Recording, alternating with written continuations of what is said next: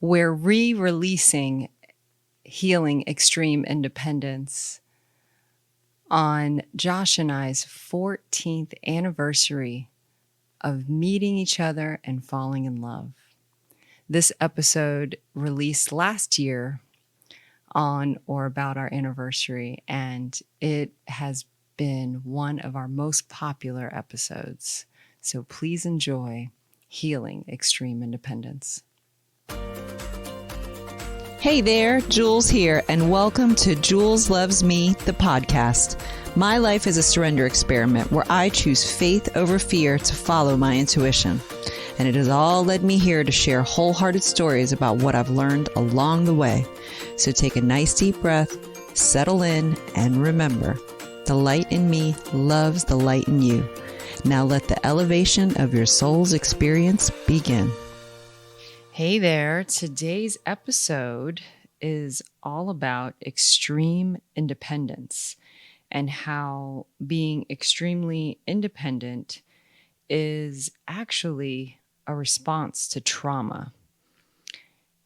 Yeah, right? I know it makes you just kind of swallow hard or makes your stomach kind of flip a little bit when you think of it like that, because I don't know about you, but for me, throughout my 20s and into my 30s, being independent has always been a goal. And not only has it been a goal, but it's been a survival method for me. Over the years, with all of the really tough situations that I've been through, from battling bullies through childhood on up, through really toxic relationships, to manipulative friendships. I mean, I've kind of had it from all different ways. And throughout that process, or throughout those experiences, I always felt at the end of it as if I could have done better and more for myself by just keeping everybody else away, keeping everybody out. So having that armor around my heart to not only show that I was really tough and you weren't going to hurt me and you weren't going to get to the core of me, was really hurting me over time. And what I once thought to be the best method, the best approach to avoiding those letdowns, the damage from others, and again, just protecting my heart at all cost, really wasn't the best way. So what does it mean when we are extremely independent? You know, what are we really doing in those moments and over time? And what kind of lifestyle does that establish? Is it really helping you? So this brings me to a time when I decided to become extremely independent. So let me paint the picture. Let me set the stage for you, if you will, my friend. So I am 26 years old, and I am battling with the idea of having an inoperable brain tumor, and I did not love the life that I was living.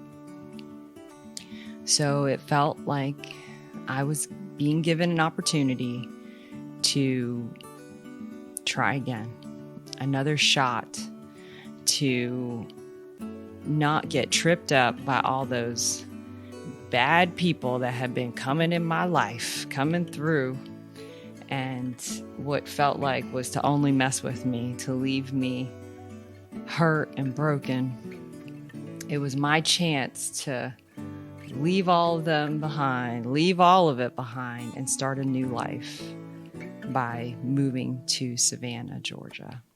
And when I did that, when I made the choice to follow my dream of pursuing a career as a professional makeup artist, that was one move of independence because I was leaving all my comforts, going to a new city to start a new life where I could write the rules and I could be the boss. I could be in charge of myself.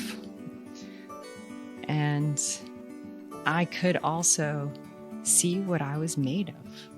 So this feels like the perfect opportunity to bring in my wonderful husband, who is a part of the story, because not only was this the idea of extreme independence, but it was also the inception of our relationship. So welcome, Josh. Well, hello. It's so nice to be here. So I want to talk about the story of, now we have a very magical, romantic, love at first sight type of story. I feel like we could cue the love bird type music, like something like that. However, that's not where we're going with this, because that was not at all not even a little bit where I was going with my life. It was not to find love. I was absolutely in the mindset of, I'm all set here. Thank you so much. Yeah. Yeah. And so you are kind of my fact checker, if you will, through my story process for our friends at home. So I come to Savannah with a makeup box and a dream. And I just knew that I was being given this chance, this opportunity to live life on my own terms. And wasn't nobody gonna mess that up for me. I don't care if it was true love. Yeah, you were very sure about that. You were like, I'm here for a reason, and it's not you. Ouch. Quote unquote, maybe. I don't know. But, you know, we get the friends at home will get the vibe that I was definitely not open to the idea of relationships or love. And, you know, my history was filled with many situations where I did not make the best decisions when it came to that. And I also had been through lots of different friendships and all that kind of deal. So, you know, the idea of being on my own was so beautiful to me. That's what I wanted. And so meeting you is really funny because I was given this opportunity to move to Savannah with our mutual friends, and they had a house. They had, you know, they were living great lives. They just knew Savannah was the place for me. And the odd part about it to me in that moment was I hadn't even considered Savannah. It wasn't on my radar of places to go. However, I was looking for a place to go because I was ready to start over. And coming to Savannah on the initial trip to check it out is when I then found out that there was another roommate that they had not told me about, which was you. Da-na-na, da-na-na. That's the ESPN play right there.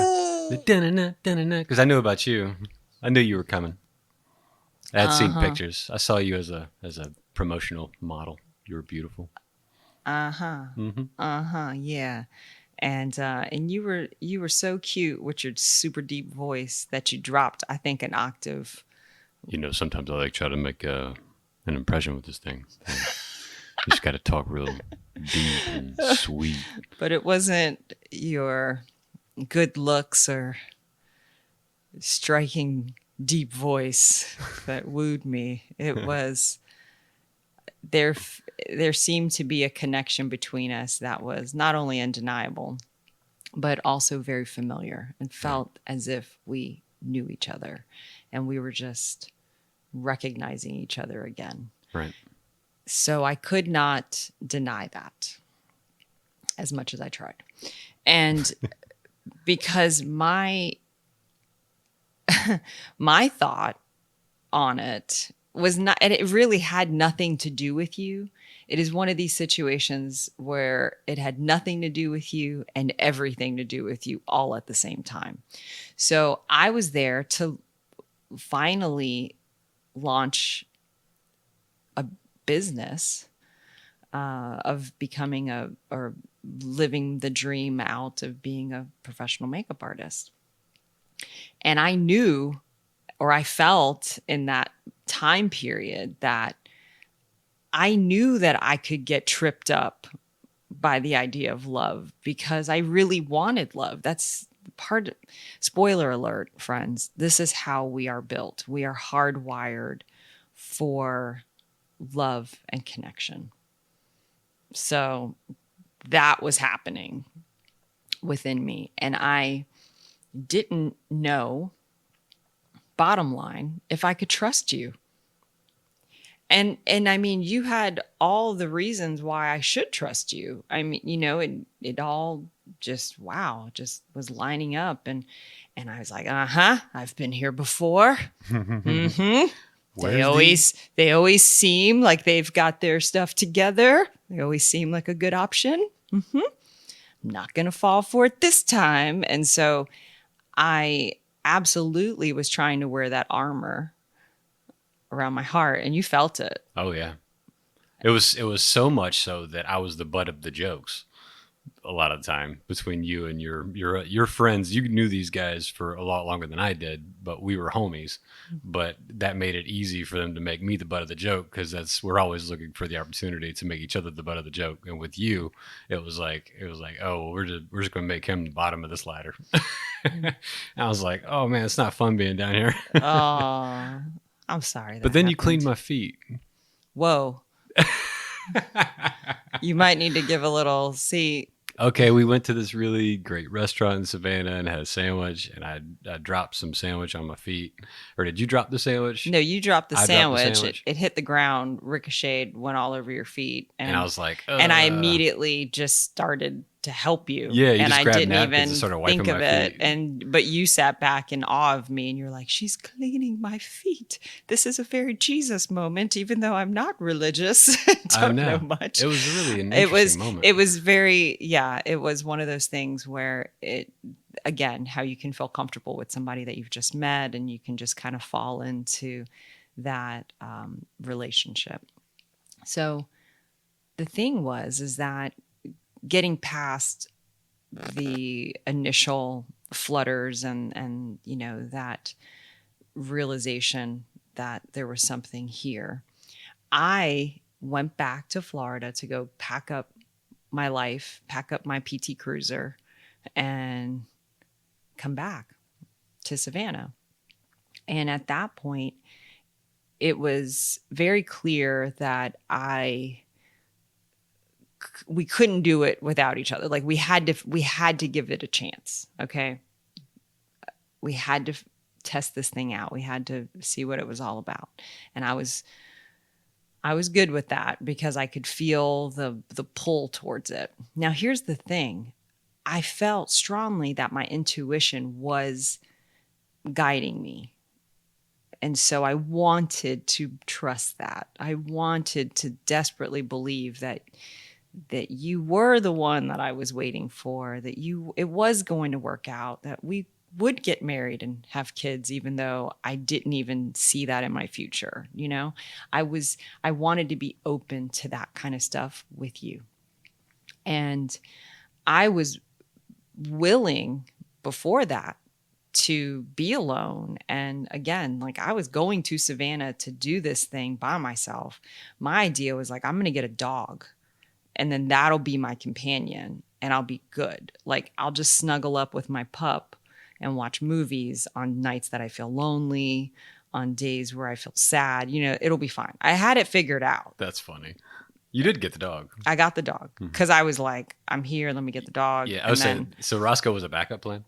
Roscoe was like the companion component in the plan. Oh, I was the extra. You were the extra. Oh, okay. That makes more Right. sense. I mean, that's so truthful, but that's how I couldn't plan for you. I was like, I I know how understand. this stuff works out. Like you start to try to build a life around somebody or try to build a life with somebody. And then, you know, the other shoe drops and then boom, it doesn't work out. So I didn't want to go through that again I because know. I didn't think that I could survive it. Hmm. And I knew that if it didn't work out with you, then I was really just going to be totally checked out. Like I knew that the one little window of my heart that was open was going to completely just shutter itself down. Like, you know, like the hurricane shutters were going to come down, we're just going to roll it up. The moat was going to come out around the heart. Like you weren't going to get to it is what I'm saying. And I remember one of our earliest arguments, me being so mad and being like, the other shoe is not going to drop. Yeah, you But said that to me. I did. Stop waiting for it to drop. And I thought, okay, well, that sounds way easier said than done. And okay, we shall see, because the jar of marbles, and this is a jar that Brene Brown talks about, you know, trust is built over 1,000 little things. And so think of it as a jar filled of marbles over time. So, you know, we were just fresh. We were just getting to know each other kind of thing. And, you know, we had a few marbles in there because you were showing up strong. But at the same time, I was also building my own marble jar for myself Right. because I wanted to prove to myself that I could, in fact, do this. And I felt that this was my only shot because, like I started in the beginning of this, I felt that my life was limited. Like this was my second chance. And so it was like, you are not going to screw it up over a boy, you know, it's like, so, so that idea of, again, extreme independence was based on all of my pain. It was based on all of my hurt. And it was based on not being understood and not being valued or appreciated. And so since that's the case, I will just close up shop and I will hold all that love inside. And you think you're giving it to yourself. Like I thought that was how I was showing myself that I loved me, you know, that I valued me. And I think at that point in my journey, that was true. And it was an extreme boundary that I was creating. So I thought, but it was really a wall. And so I had this fortress type of a wall around my heart. And, you know, over time, in the beginning, you can understand it because, you know, you're like, okay, we're going to know each other. But then when you're really in a relationship or a friendship or whatever have you, where things start to challenge the trust between you or start to make it more of a struggle, when they say the honeymoon phase is over The type of ground thing. starts to shake. Right. Yeah, And the you start to foundation. feel that, then it feels like that's when the rubber hits the road on the level of, okay, what is this really made out of? You know? And I started to see that I was definitely in self-protection mode, but it wasn't self-preservation. It wasn't a healthy thing is what I'm saying. I was just going into old protection patterns of, oh, I'm going to close up that, I'm going to close up this. And what was happening is we were not connecting, you know? And even within friendships that I would develop, or, you know, these people would come into my life and I would question, you know, their authenticity or their reasonings. Because, you know, there would always be something and I would feel that inside. And then that friendship wouldn't work out, you know, go, and that backed up this whole process that I was doing, which was hardening my heart, you know, and it left me feeling very sad on the inside. You know, it made me feel lonely on the inside, because the only reason I was protecting my heart is because I wanted to prove to other people that they couldn't get to me. You know, I wanted to fool you into believing that I didn't really care that much about you, when the truth was is I really, really did care about you so much, sometimes more than I cared about myself. And I wasn't proud of that. You know, there was something in that that felt inherently off, Mm-hmm. but I didn't know another way. And I wanted to have this conversation because we saw a post come through our private Facebook group, and it said extreme independence is a trauma response. And it lit up some folks. I mean, they were just like, what? Oh my gosh, that really hit me. That spoke directly to me. And it brought me back in my awareness of, I remember operating with that exact philosophy, not realizing that it was just a response to not wanting to feel more pain, to Right. not feel any more suffering, and how much that was good for me, again, and then learning how much of that was not good for me. So I wanted to open up this topic. Mm-hmm. And the other post that came through, and this was not planned. So the next day I posted something about, if I asked you to list all of the things that you loved, how long would it be before you put your name on the list, your own name? And that really struck home with a lot of folks too. So both of those really stood out to me as far as a topic, because I just wrapped up the teaching episode of processing emotions. So it brings back the idea of not wanting to be messy, not wanting to have your feelings and emotions inconvenience others. And also for you not to feel like you care more than the other person, because that's very vulnerable. You know, I used to hate growing up when people would say, oh, you're so tenderhearted, or don't wear your heart on your sleeve. And I didn't really understand what that stuff meant anyways. So it was confusing, and also it felt like I couldn't help it. Right. And there was almost a form of weakness that was baked into that. Right. And think about the polarity that's built into that naturally. Like on one side you have, I'm extremely independent because I've been hurt, and I'm going to do me because I know that I can control me and I can control what comes in. But then at the same time, on the other end of it, you're pushing all of your love to other people outwards, in a way that like excludes yourself. So like on one side of this thing, you're protecting yourself, and on the other side, you're excluding yourself. And that is inevitably the communication breakdown within yourself, that you can love so broadly and exclude yourself while protecting yourself within this wall. That was so deep. You know what I mean? That was so good. Yeah. Oh. And that's exactly where I was. I had not really been taught or shown that loving myself first was the most healthy way to go about things. Because when I loved myself, I then opened myself to receive love and give it in a way that is healthy.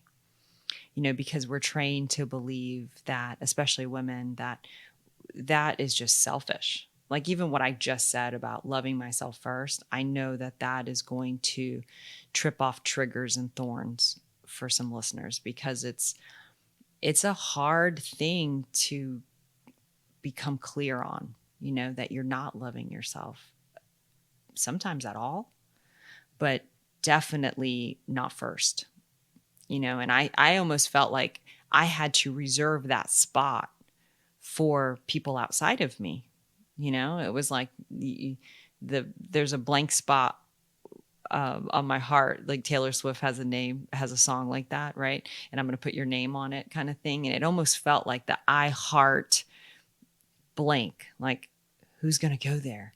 I never thought about putting myself there until way later in our marriage. So we're way past the honeymoon stage. We are way past. So at this point in the story, I am now 8 months pregnant, and I am so upset. I'm actually on the bathroom floor crying. And we had a terrible fight. And it was around the time of Thanksgiving. I was not able to travel because of high risk pregnancy. I was at that point where it's like, you got to be home now. Yeah. And all of our family lived away. So I never thought about all the stressors of that was bringing to me, like feeling sad, missing people, feeling, the grief of that, feeling the hormonal side of being that in that point in my pregnancy, and all the things you were feeling of your new role. Is that like there were so many different stressors that we scared. weren't even, we were right, scared of the unknown for sure. And it's like we were not considering and factoring that stuff in. So we got into a big old fight. And I remember sitting on the bathroom floor, and I don't know what it is about the bathroom floor. I don't know. But there's something very, like there must be like a portal when you're on the bathroom floor, like your tears unlock it. I don't know, but some things happened when I have been there. I mean, Glennon Doyle has talked about it. Elizabeth Gilbert has talked about it in their book. So I'm just saying something happens there. And I remember grabbing my phone and grabbing notepad, right? Like just to write a memo, because I was like, I have to write something. And it just came out. And it wasn't until recently that I stumbled across this note and I read it and I was like, oh my gosh, I remember that feeling. And that was the first time that in that moment was when I really became clear that my goal was to not need anybody else. My goal was to be so solid, like a fortress, like nobody was going to come in and hurt me. And that was my goal. And I realized that I had gotten really far away from that goal because obviously I'm upset. I'm hurt. Like I was so, so sad. And I wrote in this note about how I'm always there for everybody else. I'm always the person that people come to. I'm always the one who is ready to be your friend in your time of need. But yet I didn't feel that. Like I didn't feel like I had that. I have one friend that I've always been able to call, right? I've always been able to call her. But the thing is sometimes you just don't want to keep calling that person because you're just like, damn, I should get over it already. Or I should be able to like handle this already. I've already called her about the same thing 5 times already. You know what I mean? So you then isolate and you're like, no, you just got to figure it out. And you like punish yourself almost by feeling like it's yours, your cross to bear. And so I was writing this out and I was writing about how I didn't know who was ever going to be there for me kind of thing in the way that I was there for other people. And of course, I know that this was the pain talking, this was the old stuff, the old hurt coming through. And just as clearly as I asked, who's going to be there for me? I clearly heard, you are. But in a different way. It wasn't you're going to help yourself by protecting yourself. It's, you need to learn how to work on this relationship with you. If you're going to be the one that's always going to be here picking up these pieces, if you're always going to be the one to get yourself up off the bathroom floor, then you better get in a better relationship with you, don't you think? And I felt so like, oh snap, that sounds like a lot of work. It sounds like a whole lot of responsibility. And I'm too busy being broken right now. So I'm going to have to revisit that at a later time. But I will tell you, it snapped me out of that. And because it was so clear, it was like, oh my gosh. I had Julian, then went into the cycle of motherhood, was on the bathroom floor some more, going through those changes and trying to figure out how I still manage my perfectionism of fooling everybody into thinking I have it all figured out while I'm in the midst of figuring it out and it being messy, and that's when my real true awakening happened, was during that period. So it was almost like the writing was on the wall, so to speak, like it was coming, and it was letting me know that my heart was about to get cracked open and to get bigger.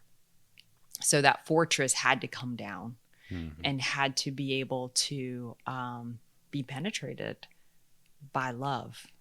And that came in the form of Julian, because I was like, oh my gosh, I don't know a love like this. Like, it was so transcending for me. It was like such an experience.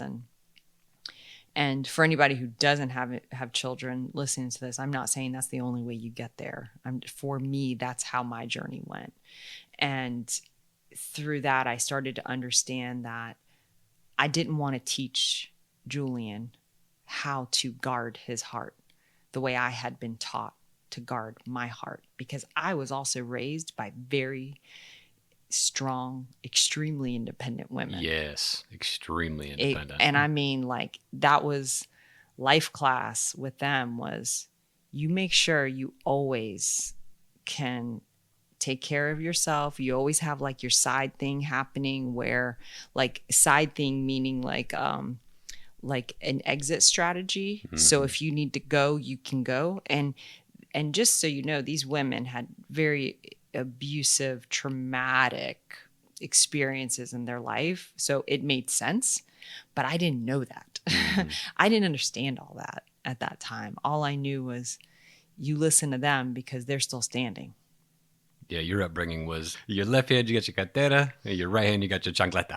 And then you have money tucked away in your bra. And your bra too. And you got everything covered right there. You could beat somebody, you could get away, and you got your money. Right. And that was always the extremist type of, so I had to, but then I looked at my mom and I looked at my grandma and I looked at their pain too.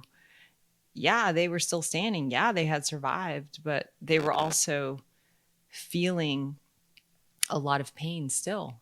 And so I knew that model wasn't foolproof. Like, I knew that I had to do some work there, but I didn't know what. And it wasn't until I had Julian that I realized, oh, I'm going to set him up now with these things unless I take the responsibility of my own healing. Wow. That's strong. And sometimes the only way you get there is through having to do it for someone else, So that is a beautiful segue into why we also need other people.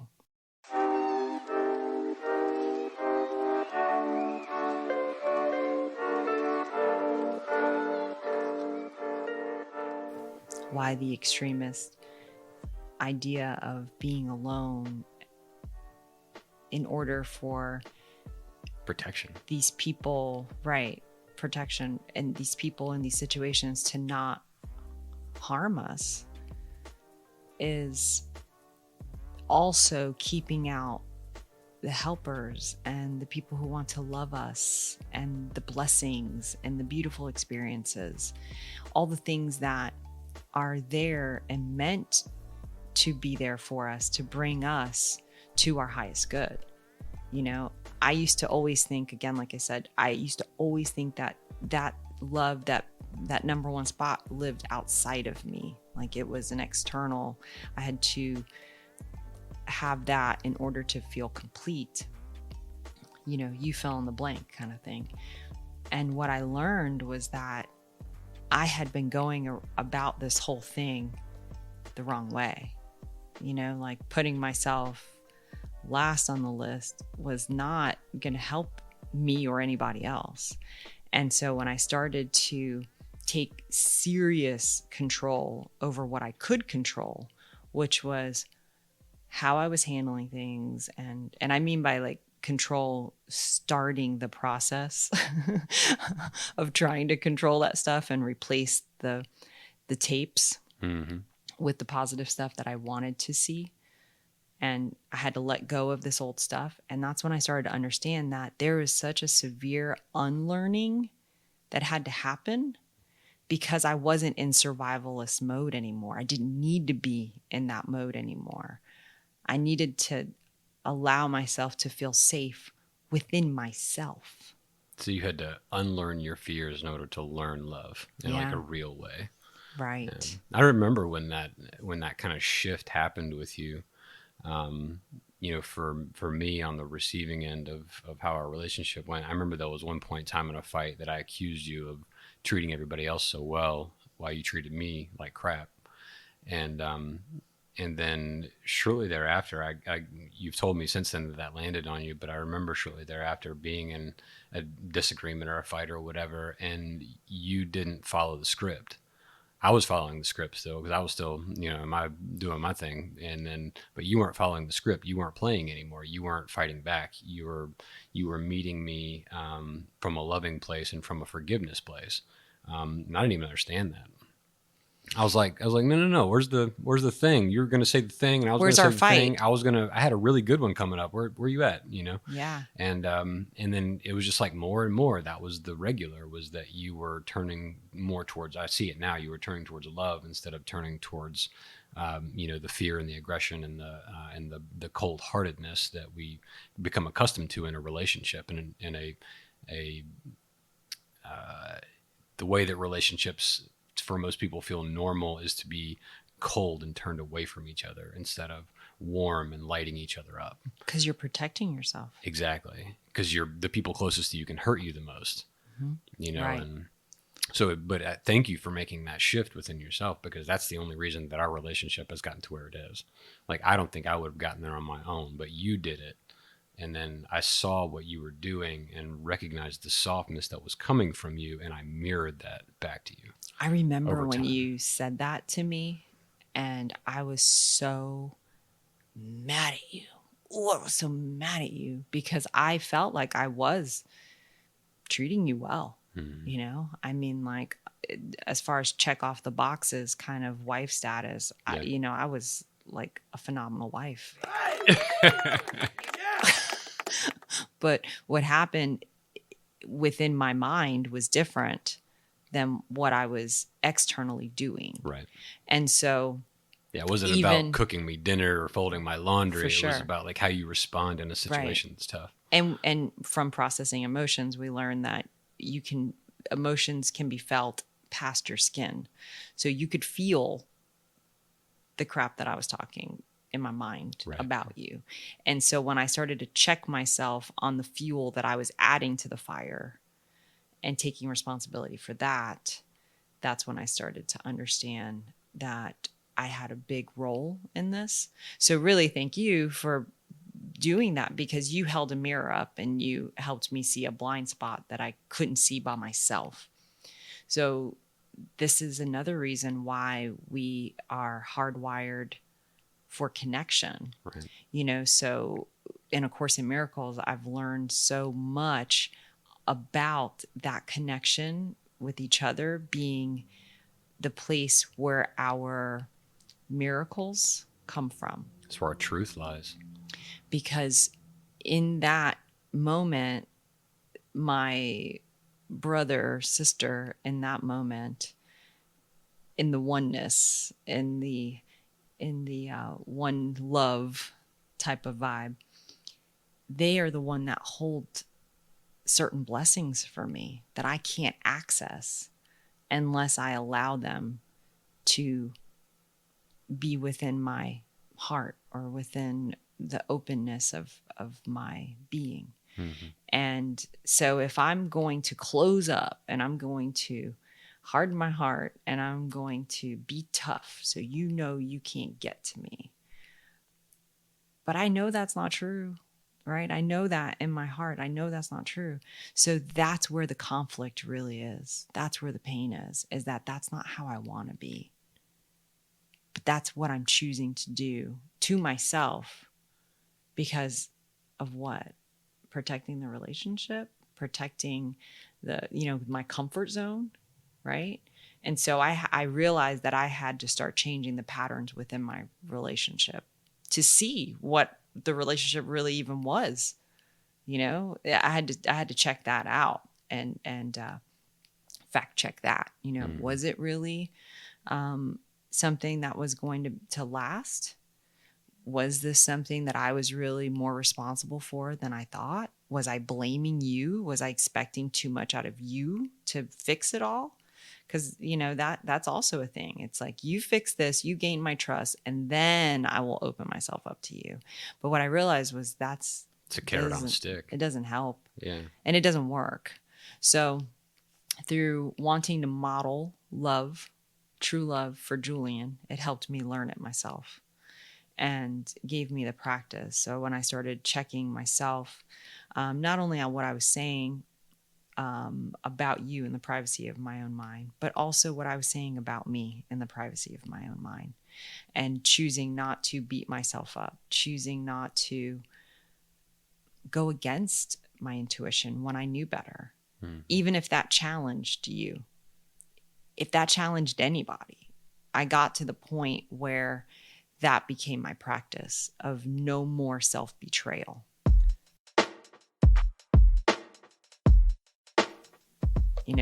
I believe the extreme independence also is rooted from a place of the fear of abandonment. There's some form of that in there, And so when I became aware of that I wasn't going to abandon myself, then I felt a different level of trust within myself of, hey girl, your gut is telling you something. Why do you keep ignoring it? And then me going, yeah, if I ignore it, I know it's going to happen. It's going to bite me in the butt. It's going to get louder. Okay. It's going to get real uncomfortable. All right. So let me just figure this out. Let me sit with it. Let me see what it's got to say. And so when I started doing that, those marbles in that jar started adding up. And what happens when you build those marbles in your trust jar for yourself and with other people is you gain more trust, right? You start feeling better. But when it's self-trust you're building, you then also start to build self-resilience. And that's what I truly was after, was that no matter what may happen, who comes and goes, what situation I find myself in, or what lesson comes to find me, I can survive it. And not only survive it, I can handle it well. That was really what I was after the whole time with the extreme independence. I just wanted to be able to not have a situation take me under, to where I couldn't get back up. I was so scared of that. And I really hadn't given myself the opportunity to flex my muscles in that department. That to me was the true bravery and courage, was the ability to bet on me and know that I could do it. So this is like the classic example of Jesus with the lion and the lamb. You view love and being loving and being open as being weakness. That's what our world teaches us, is that is weakness, but it is truly the strength and the courage of a lion. To be able to do that and to walk courageously through whatever the storm is. That the lamb can walk with the lion. Exactly. Can actually be next to each other, and the lamb feels safe. The lamb, that's why the Bible says the meek shall inherit the earth. Right. That's the true meaning of it, because I can be gentle with myself and others and also feel strong. And I didn't know how to do that before. It's what I learned was that the true strength comes from that strong foundation, the foundation being built internally on not only my relationship with me and my inner world being a place where I can go and hang out and it's not an ugly, horrible, scary place, but it's in union with the source. And so when I come back home there, that's where I get my strength from. And when I can recognize that same love within another and choose to lean into that and love them in their hard times, love them in their moments of their extreme independence, that really does a lot for both of you. And that's where the blessing is. That's where the miracles happen, where we start to realize, wow, there is a way that we can coexist and really thrive as a unit, you know? And I don't mean just in marriage and friendships. I mean, as a community, as on a global level, you know, just think about that. If we started to really pay attention to what we needed, take care of our needs, listen to that, build up that self-trust, build up that resilience, your fear of the unknown would get much smaller because you would know and trust that no matter what came your way, no matter what came up, you'd know what to do. And you trust that. And that's what I have learned now 13 years past moving to Savannah. And with that idea, my dream was the makeup box in a dream. The dream was really that nobody was ever going to hurt me again. I was never clear on what the dream was, but I thought it was about making money at first. People think the dream was to be a makeup artist, but the truth of it is like I just wanted to be an independent woman, not need anybody. And what, joke's on me, because what I really found out was that we are so interconnected and intertwined that there's if you close it up, then there's nothing that you can receive. There's no love going out, but there's no love coming in. And that's what we all are in serious need of, especially right now. So I think the timing of this episode is so divine because not only with everything happening in our country of the United States, but also globally with the pandemic, it makes you feel like you just want to close up shop and just be by yourself and just, have that safety on these people. Everybody's crazy. Everybody's insane. Everybody, like it's very easy to kind of fall into that me versus them type of mindset and that type of heart set. Oh, I like that. No, I never said heart set. So that's the intentions from my heart. And so, however, when I can use it as an opportunity for strength building and use it as an opportunity for resilience building, faith building, all that stuff, now I'm in a position of being empowered. Instead of feeling like, why does this always happen to me? Why is this, I'm always the one to pick up those pieces. I'm the one who's always here left standing and no one else is here. Well, now when you know that you are the one that's always there, you are the one that's always going to have your back. You are always the one that's going to pick up your pieces. Now you go, oh, well, let me put some more investment into you, honey child, because it's going to be me and you. Now let's set this relationship up for success, shall we? And that when you have that different spin on it, then when the really tough stuff happens, you build up your habit into being, okay, what's this all about? All right, this is clearly a lesson. Where's the blessing? Oh, this is definitely here to test my patience, because it is. Like, what are you going to do? You're going to pass? Or are you going to need to take it over? Right? Yeah. So when you start looking at things like that, you're like, oh, okay, it's all a part of my conditioning. It's all a part of my training, my building up of self. in a good, healthy, strong way. Right. And that's what I always wanted. I actually wanted to be the strongest, the fittest, but not in a survivalist type of way, in a healthy leadership type of way of, we can do this, I can do it, you can do it.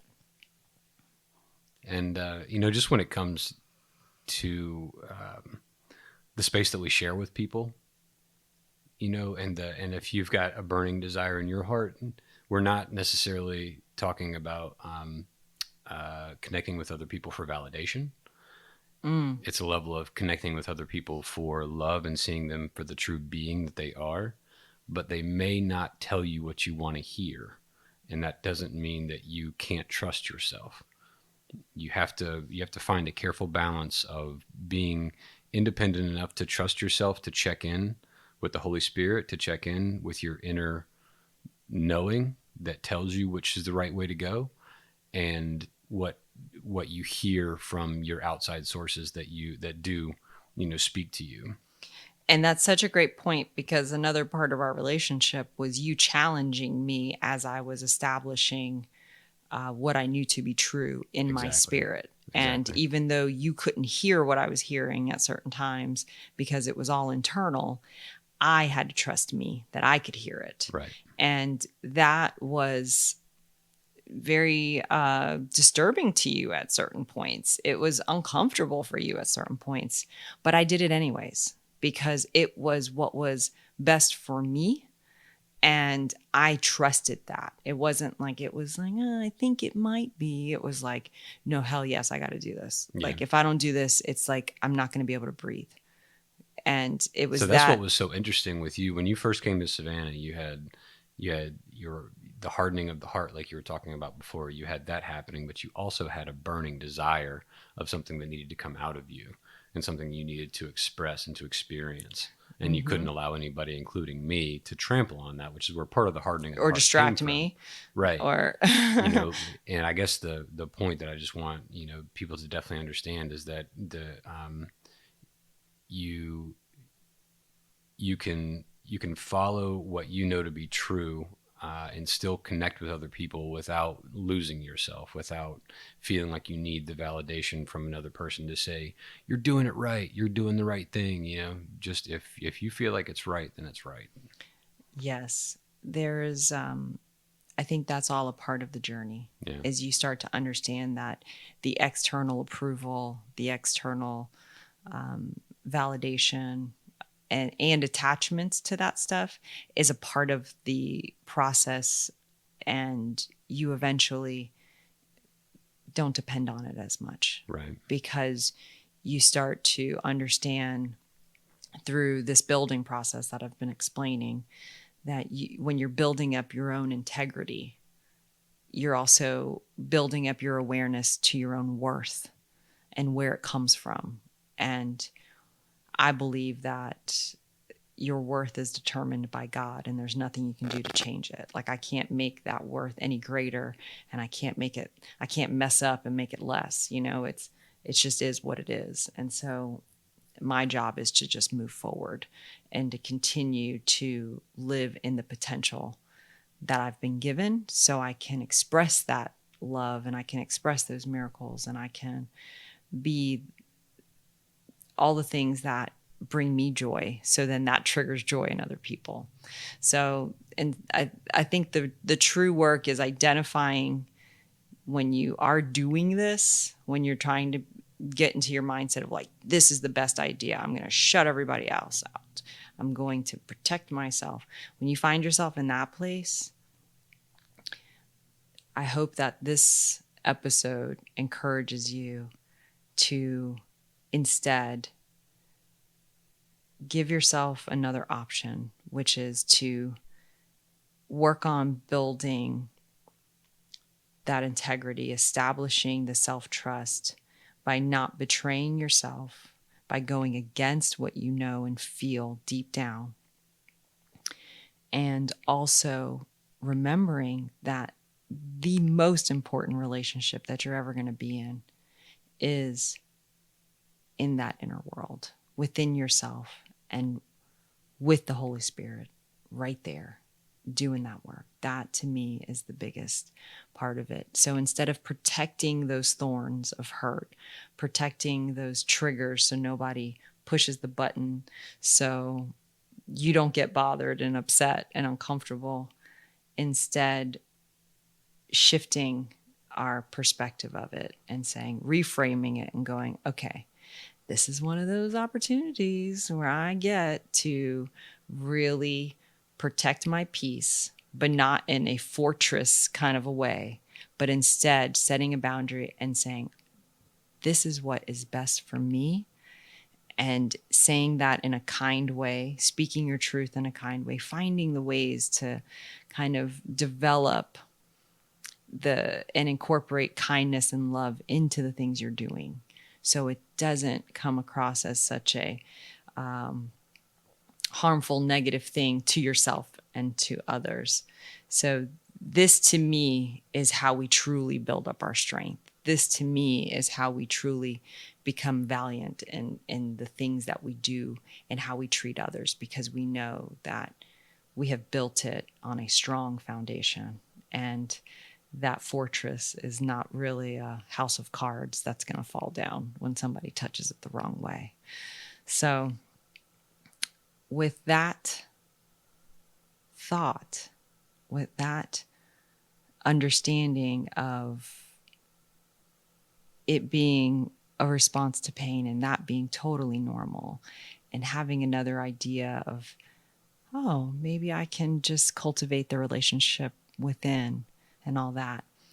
Our next breathing room session, November 22nd, is going to be all about setting healthy boundaries. And this is, to me, the next step in the process.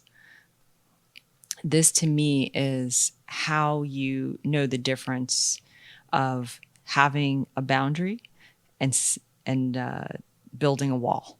And I'm not trying to encourage anybody to build walls. So we hope to see you in our membership community, where we will be teaching more on boundaries and more on this topic. So give me a text.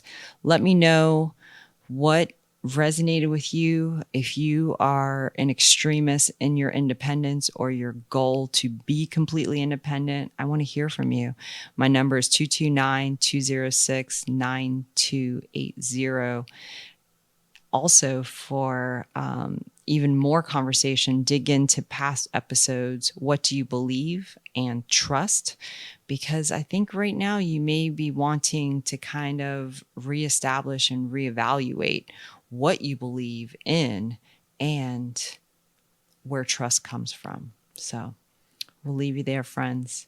So may this episode, may this moment, may this time bring you more peace, more grace, and more joy. And remember that the light in me loves the light in you. Till next time. You've been listening to Jules Loves Me, the podcast. If you feel uplifted and inspired and seen, I invite you to join us in the Miracle Lab, where we expand these conversations into spiritual teachings. Do you need a mentor or an accountability partner? Come to the lab and let's support each other while we experiment with miracles and grow together.